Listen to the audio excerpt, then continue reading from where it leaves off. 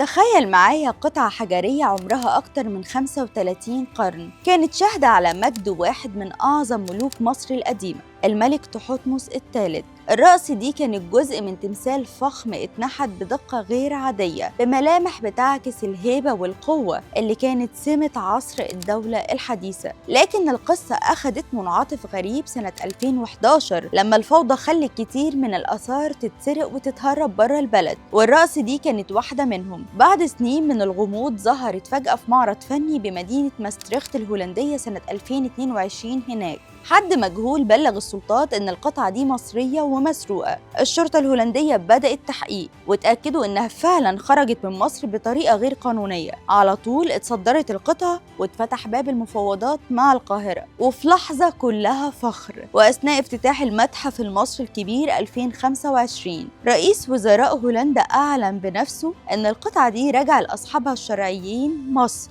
الرأس دي مش مجرد حجر، دي رمز لحكاية طويلة من الحضارة والعدالة اللي في الآخر رجعت الحق لأصحابه.